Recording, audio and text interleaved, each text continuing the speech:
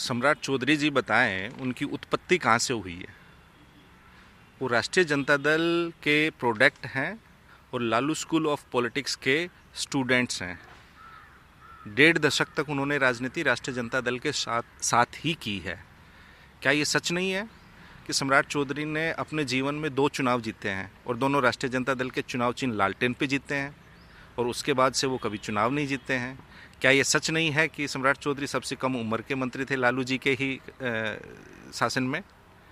तो जो लोग ये जंगल राज और करप्शन का राग अल्पाते हैं, पहली बात तो वो जनहित के जो ज्वलंत मुद्दे हैं उनसे ध्यान हटाते हैं।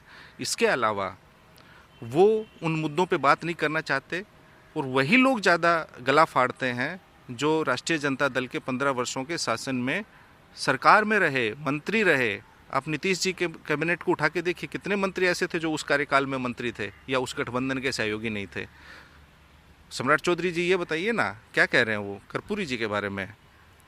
क्या नीतीश कुमार जी में या भारतीय जनता पार्टी में कर्पूरी जी के चिंतन का 1% भी अंश है?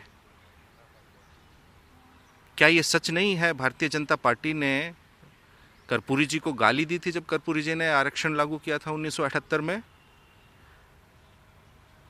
क्या ये सच नहीं है कि कर्पूरी जी को भारत रत्न देने के लिए नेता प्रतिपक्ष तेजस्वी यादव ने विधानसभा में 2 बार सर्वसम्मति से प्रस्ताव पास कराया? क्या ये सच नहीं है कि जातिगत जनगणना राजद के कार्यकाल में ही हुई?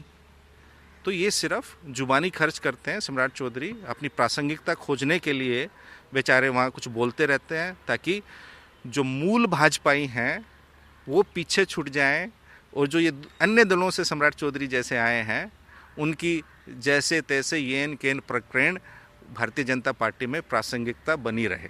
बिहार की जो कानून व्यवस्था है इस पर क्या कहेंगे? दिन दहाड़े फायरिंग अगर होती है तो पीसीएम बोलते हैं छोटी मोटी घटना है। विजय सिन्हा उप मुख्यमंत्री कह रहे हैं कि 200 राउंड फायरिंग चली है और एक केंद्रीय मंत्री का भी बयान मैंने सुना, 200 राउंड फायरिंग को वो छोटी मोटी घटना कह रहे हैं। तो क्या यहाँ तोप और मिसाइलें चलेंगी तब बड़ी घटना होगी? और दुर्भाग्य देखिए, कानून व्यवस्था का अपराधी जनाजा कैसे निकाल रहे हैं। 200 राउंड फायरिंग हुई और वो कैमरे पे आके स्वीकार कर रहे हैं कि हाँ हमने इतनी राउंड फायरिंग की, और उसके बावजूद भी ये कह रहे हैं छोटी मोटी घटना है। उन पे नामजद एफआईआर तक नहीं है। ये कानून व्यवस्था का जनाजा निकल चुका है बिहार में। मुख्यमंत्री जी का कोई अपने प्रेस वक्तव्य छोड़िए, सब कोई जान रहा है कि वो अपनी जुबान से कोई भी मीडिया को ब्रीफ करने में अक्षम हैं, लेकिन कोई प्रेस विज्ञप्ति तो जारी करवा देते भाई सीएमओ से कि ऐसी घटना की हम निंदा करते हैं, सरकार कुछ पहल करेगी, जैसा वो हमेशा कहते हैं। उनका एक रटा रटाया डायलॉग है ना किसी को फंसाते हैं ना बचाते हैं।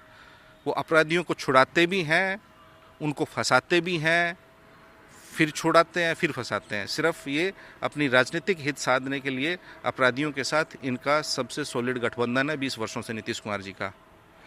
तहव्वुर राना का प्रत्यर्पण का रास्ता साफ हो गया है। जल्दी अमेरिका उसको भारत को सौंपेगा, लेकिन संजय राउत ने एक सवाल खड़े किए हैं कि तहव्वुर राना के अलावा नीरव मोदी, दाऊद इब्राहिम को भी तो लाना चाहिए भारत सरकार को। देखिए, जितने भी फ्यूगेटिव्स हैं जो देश के गरीब जनता का लाखों करोड़ लेकर विदेश में भागे हुए हैं और जो तथाकथित भाई हैं देश के शीर्ष नेता के, उनको अवश्य बुलाना चाहिए।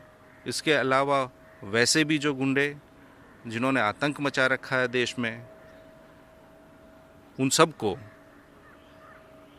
निसंदेह यथाशीघ्र लेके आना चाहिए। आर्थिक ये जो आतंकवाद है, जो आर्थिक आतंकी हैं, उनको सर्वप्रथम लेके आना चाहिए। दिल्ली में एक आम आदमी पोस्टर चर्चा में राहुल गांधी को तीसरा सबसे गैर ईमानदार नेता बताया गया है। पहले मोदी, अमित शाह, तीसरे पर राहुल गांधी। देखिए, जब भी कोई चुनाव हो उसमें जनहित के मुद्दों पे विमर्श होना चाहिए। उस पोस्टर में कोई विमर्श है? आप सबने देखा है, काला धन लाएंगे, 15 लाख देंगे, ऐसे ही काला धन वालों की भी सूची प्रकाशित होती थी।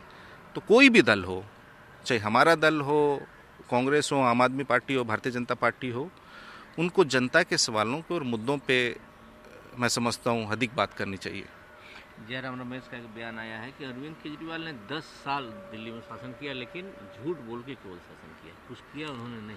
ये देखिए, दोनों दल जब राजनीति कोई भी चुनाव होता है तो आरोप प्रत्यारोप राजनीति में चलता रहता है, और उन्होंने जो सवाल किया है उसका जवाब आम आदमी पार्टी देगी आखिरी या सवाल, और दिल्ली की जनता देगी। दिल्ली चुनाव में भाजपा को कहाँ देखते हैं आप? दावे तो लंबे लंबे हो रहे हैं। देखिए, भारतीय जनता पार्टी